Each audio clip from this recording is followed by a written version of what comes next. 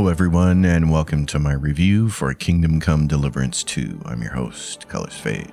If you've seen the review scores, you might get the idea that this game is a masterpiece. And while it does make significant strides compared to its predecessor, and it is incredibly fun to play at times, I think a lot of reviewers have glossed over the game's shortcomings to a pretty significant degree. So my goal with this review, as with all my reviews, is to examine both the good parts and the bad parts, and paint a more complete picture of what this game is all about, so that you, dear viewer, can make an informed purchasing decision. For the uninitiated, the Kingdom Come Deliverance franchise is a narratively driven medieval immersive sim. Set in 15th century Bohemia, it centers on the character of Henry of Skalitz, a lowly blacksmith's son who rises into the service of a noble lord. Along the way, he becomes friends with Lord Hans Capon, and together they embark on a grand adventure of subterfuge, espionage, deception, and warfare. The sequel takes place mere days after the conclusion of the first game, which is a good thing because the first game ended on something of a cliffhanger, a fact that many gamers found unsatisfying. Henry and Hans ride out to deliver a message to Lord Otto von Berghoff and get a feel for where he stands in the ongoing war for the crown between King Wenceslas and King Sigismund. But it doesn't take very long before Henry and Hans find themselves in Jail Simulator 3000. When it comes to the story for this game, I don't want to give too much away, especially because I know there are still people who haven't played the first game and intend to do so before embarking on this one. But I do want to talk about the various aspects that go into making this story what it is. Warhorse Studios, much like CD Projekt Red, has invested a lot of time, money, effort, and attention into choosing the perfect voice actors for their main characters and getting the most out of their performances. The results are some of the best cutscenes in any video game. Tom McKay and Luke Dale, who reprise their roles as Henry of Skalitz and Lord Hans Capon, respectively, are absolutely wonderful. There is a genuine rapport between them that carries over into their performances, and it makes it fun to play the game because they're so damn good at these roles. Most of the voice actors from the first game also return, and with the addition of several new faces, create a very deep cast of characters. Not surprisingly, it can be tough to follow the story at times, what with all the different characters plotting, scheming, and double-crossing one another. To help the player follow along at various points in the story, characters engage in long, drawn-out conversations that serve only to recap the events for the player. I found some of these recaps to be painful to sit through because it's obvious that the dialogue exists only to inform the player, not because the characters have anything new to report to each other. I suppose this is something we can blame on the Netflix generation, where people are easily distracted by their phones, so writers feel like they have to constantly remind the audience of the plot. Whatever the reason, I found these interludes clumsy and wished Warhorse could have found a better way to handle it, or not handle it at all. After all, we're supposed to be paying attention to the story. That said, these recaps are not the most egregious writing problem in the story. The biggest problem I have with this game is the overuse of tropes. Or should I say, the overuse of one trope in particular. When it comes to storytelling, Kingdom Come Deliverance 2 is a one-trick pony. And good lord, I think they've beaten this poor pony to death. To understand what I mean, I first want to clarify what I mean by trope. In storytelling, these are basically commonly used plot devices. Things such as the chosen one, or enemies to lovers, are good examples of common tropes. Tropes aren't bad per se, but since they are so commonly exploited, they can become overused, and that's when they lose their effectiveness. All one has to do is search social media for the words least favorite trope, and you'll find a litany of examples of overused tropes that people have grown tired of seeing. And this is the main issue I have with Kingdom Come Deliverance 2. The writers have fallen in love with one trope in particular and have decided to use it over and over again, to the point that it loses all value. The specific trope I'm talking about is the take all your belongings and put you in jail trope, something I've lamented before, including in the review I did for the first game. Warhorse Studios isn't the first developer to use this trope, and I'm sure they won't be the last, but they are the first developer I can recall that has decided to abuse this trope with such a repeated fashion. The problem isn't just that I despise this trope for reasons that I've already articulated in my prior review, but it's that this is the only trope the writers seem to know how to use. They haul this thing out for nearly every single major plot beat, including some minor quests as well. The first time this happened, I thought, well, sure, they used it in the first game, so of course they're gonna dip into that well again, but then they use it a second time, and a third, and a fourth. you get the idea. To their credit, the writers did employ slightly different variations of this trope, but in the end, it's always the same core concept. Through some means of subterfuge, deception, or betrayal, Henry, Hans, or both end up stripped of their possessions and placed in jail, or in the stocks, or the gallows, or naked in the bottom of a mine. Then, because the writers have removed all agency from the player by employing this trope, the only way to get the story back on track is to drop a Deus Ex Machina out of the sky. Hopefully I don't have to explain why the Deus Ex Machina is bad storytelling, but if you really don't know or this term is new to you, please go Google it. Part of what makes this so disappointing is that this world has the potential for much better storytelling. Abusing the same trope over and over again does a disservice to the rest of the game. Henry and Hans are likable characters, and they deserve better than to be subjugated to the same trope time and time again. Had the writers confined their use of this trope to one instance, I could have forgiven them. But since they abuse it repeatedly, it loses any impact it possesses. In a game this big, that takes between 100 and 150 hours to complete, players deserve more from the writers than a one-trick pony.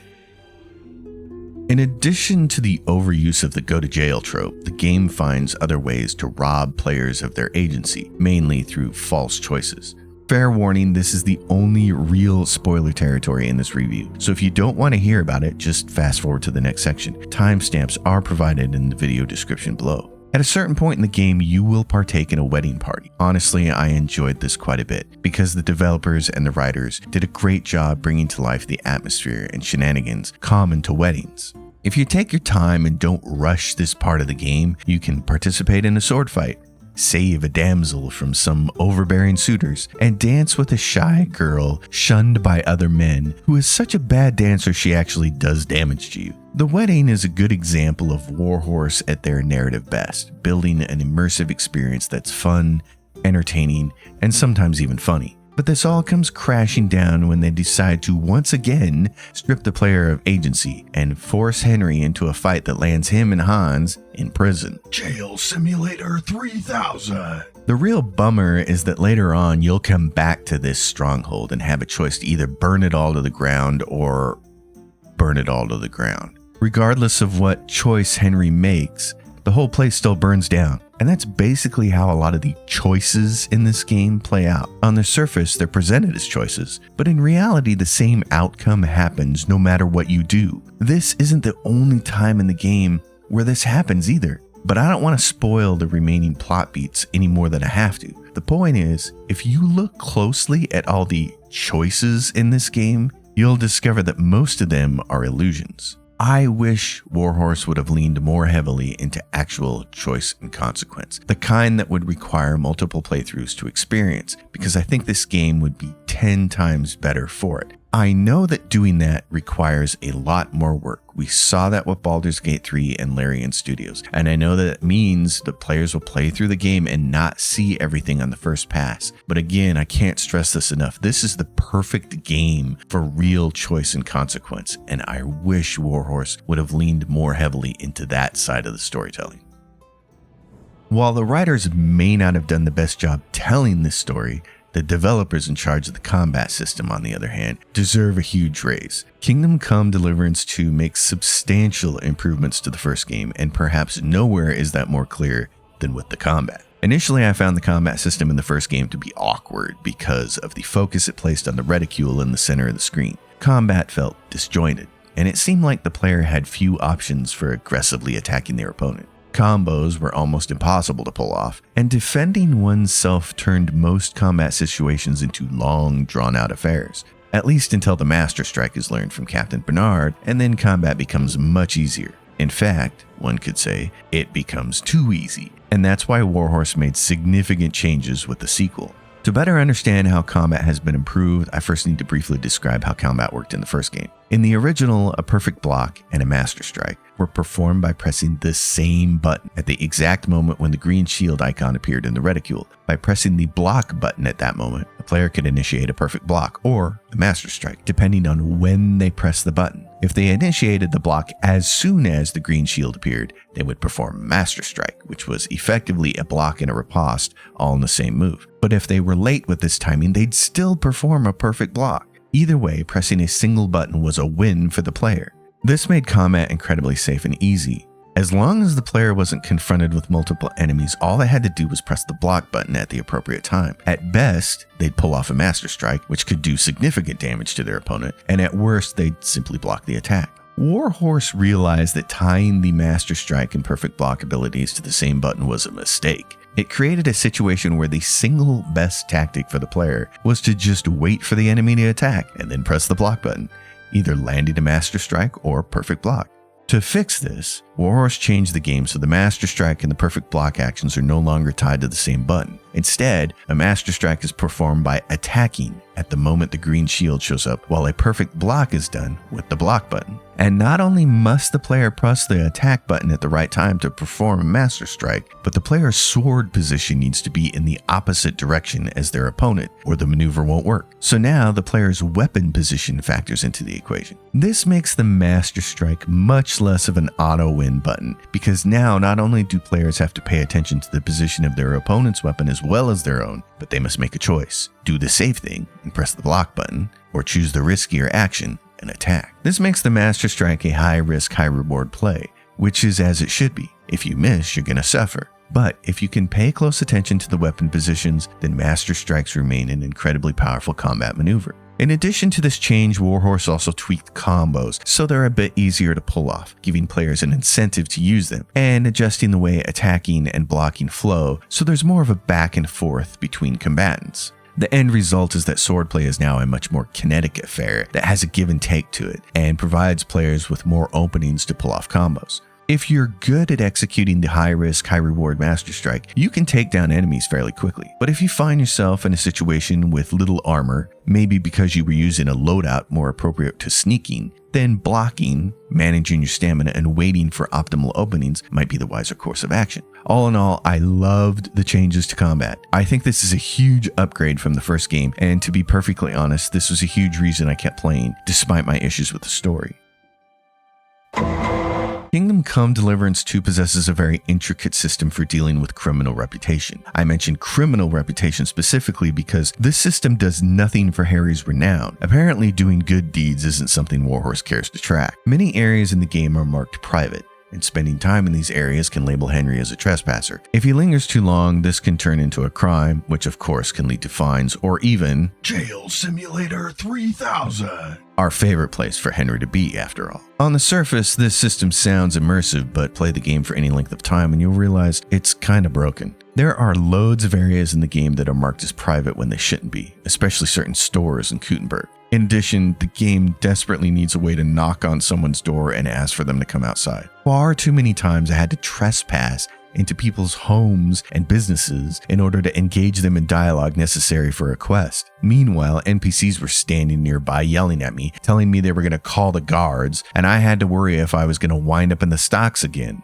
Jail Simulator 3000. As if that weren't enough, the game's criminal tracking system will label Harry as a thief, even if no one directly witnesses him committing a crime. If he steals something from someone's house or business, flees the scene, and then a stranger spots him 3 blocks away, the game automatically labels him as a thief. It doesn't matter if there were other people also wandering around at night, some without torches. The authorities magically know it was him. This is not only immersion breaking, but just flat out dumb. On the flip side, Henry's good deeds are rarely, if ever, acknowledged by anyone who wasn't directly involved in them. Countless times Henry performed brave deeds by protecting strangers on the road, clearing out bandit camps, or helping the people of the region with their personal quests. And yet every time he's introduced to a new character, they've never heard of him. I'm dying for a video game that actually tracks and acknowledges a character's good reputation as much as it bothers to track their crimes. I would love it if my character's reputation could precede them, if word of their deeds were to spread far and wide, so people would react to them differently than they might if they didn't know who they were. Kingdom Come Deliverance 2 is the perfect kind of game to showcase a working renown system, but Warhorse only seems interested in tracking your crimes, and it feels like a missed opportunity.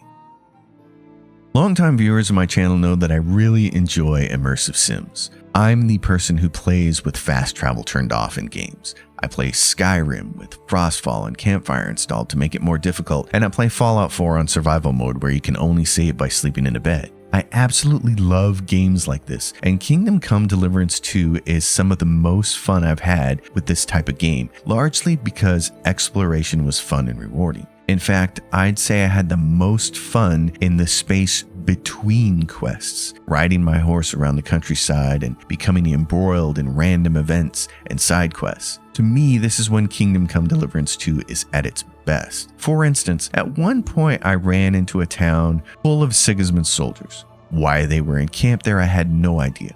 I thought perhaps a quest might be tied to this location, but since no quest alert popped up when I approached, I just decided to do my own thing. The enemy was there and they needed to die. So over the course of a very long night, I set about silently assassinating every last one of these goons and piling up the bodies in the nearby barn.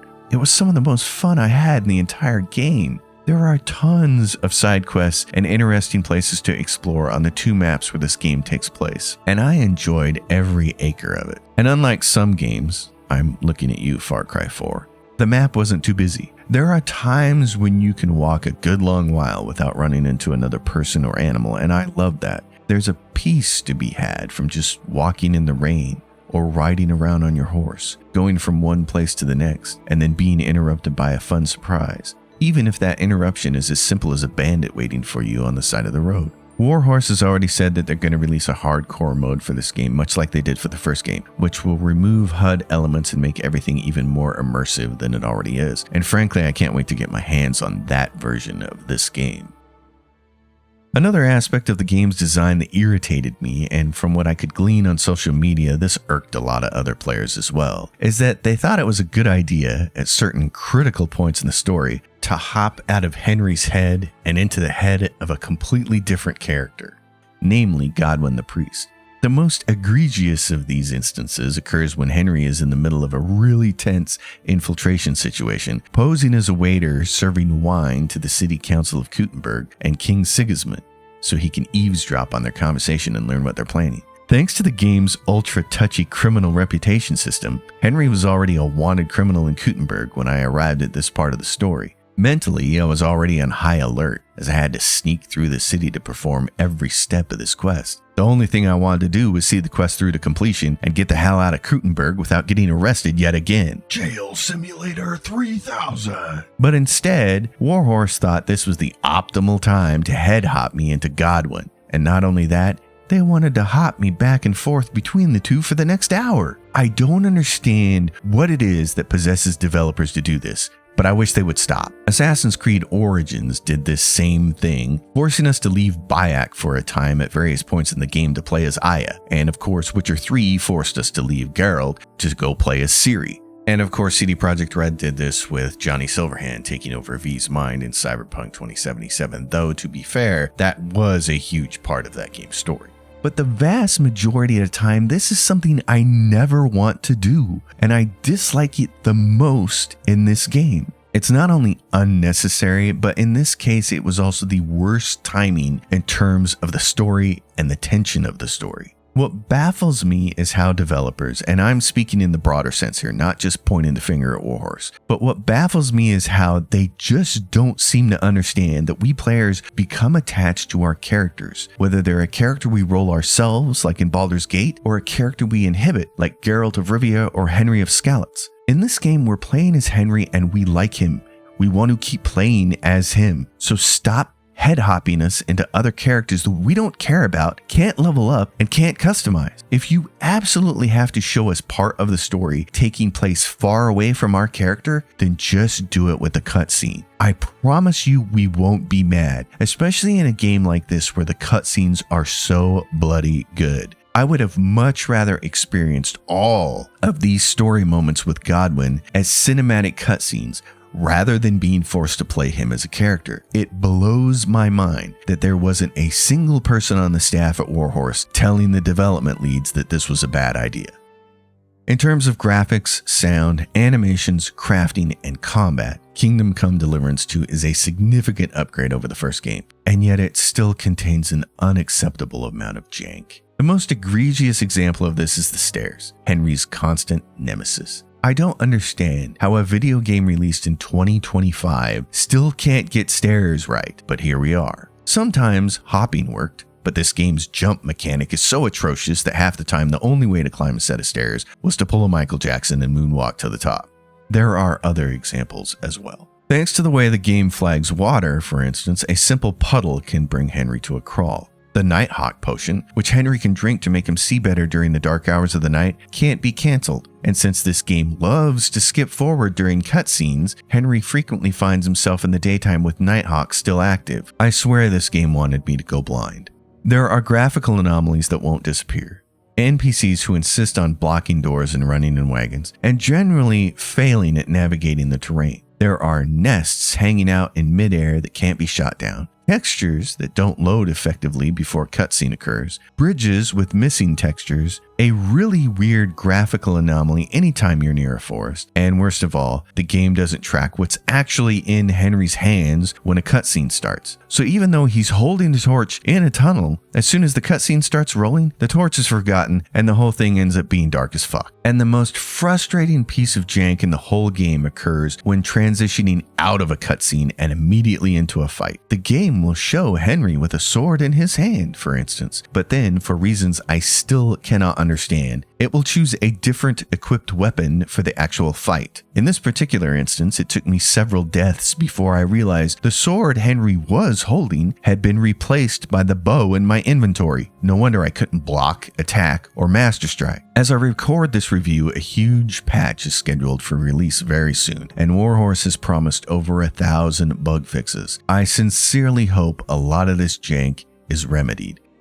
I would be remiss if I didn't mention some of the things I really loved about this game. For starters, Kingdom Come Deliverance 2 features a lot more autosaves than the first game, which I really appreciated. Also, alchemy was improved, so it's easier to make multiple high-quality potions at once, which made it even easier to save the game. I saved liberally, and I never felt like I needed to hoard my savior schnapps, and I still ended the game with about 70 of them in my inventory. The developers also added drying racks and smokers so Henry could preserve the herbs and food he acquired, and they added blacksmithing, which I enjoyed quite a bit. Unfortunately, the player could only smith weapons and not armor, but still, this was a nice addition. After all, Henry is the son of a blacksmith, so it seems only right that he knows how to smith his own weapon. I liked a lot of the new characters to the game, and I was continually impressed by the voice acting performances that Warhorse got out of their cast. Also, I was overjoyed to see that Henry now has 3 outfits he can easily swap between. This was a fantastic and much needed addition to the game. It allowed me to have an outfit for stealth, a heavy armor outfit for combat, and a high charisma outfit for conversations. In terms of upgrades from the prior game, this was the most impactful. I also liked how they changed the master trike to be a maneuver applicable only to swords. It never felt right to me that a soldier with a clumsy mace could master strike a longsword. And I liked how the game emphasizes the longsword as the weapon of the elite warrior. I thought that was a nice touch. Mostly though, I love the exploration and the combat. Side quests in this game are often significantly better than the lame fetch quests we've all grown accustomed to in other games of this type. And a lot of the more involved side quests can only be found by stumbling upon the right people off the beaten path. And as to the combat, the improvement to the risk versus reward of the master strikes and the improvements to the flow of weapon attacks between combatants helped make this part of the game so much more enjoyable. They did a much better job also when multiple opponents appear, of not having all of them rush the player at once, which is part of what made combat in the first game so difficult to enjoy. Finally, there were a couple of times in the game when Henry had a chance to put all his many combat talents to use, and these were some of the most tense, fun, and rewarding moments of the game. At one point late in the story, Henry has a chance to flee on horseback and save himself, or try to save a friend. This seemed like an insurmountable task when I started it, because there are so many enemies in this freaking camp. But I had been hoarding poison potions and arrows for a good chunk of the game, and as a result, I was actually able to pull off this rescue. Nothing in the game felt more satisfying than this. Some folks have taken to calling Kingdom Come Deliverance 2 a masterpiece, but I just don't think it's in that realm yet. It's a game that wants to be an immersive medieval sim, but it doesn't pay enough attention to the little details to successfully pull it off.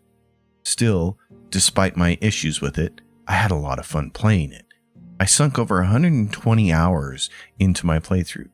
The most important metric to me when evaluating a game is how much fun I had while playing it, and I had a lot of fun playing Kingdom Come Deliverance 2. Warhorse has clearly put a lot of time, effort, and love into making this game. And the results are clear. It's a significant upgrade from the first game, which shows me that Warhorse Studios is leveling up as a developer, and I don't think they're done yet. If they can craft a more inventive narrative, rely less on the same tropes over and over, continue to improve their gameplay mechanics, and figure out how to release the game without so many janky bugs, then a third game really could be a masterpiece. For now, we'll all just have to enjoy Jail Simulator 3000. Alright folks, that's my review for Kingdom Come Deliverance 2. I'm sure a lot of you will disagree with it, so leave your comments below. I'm curious what everyone else thinks. And before you go, consider giving the video a like, subscribing to my channel, and until next time, happy gaming everyone.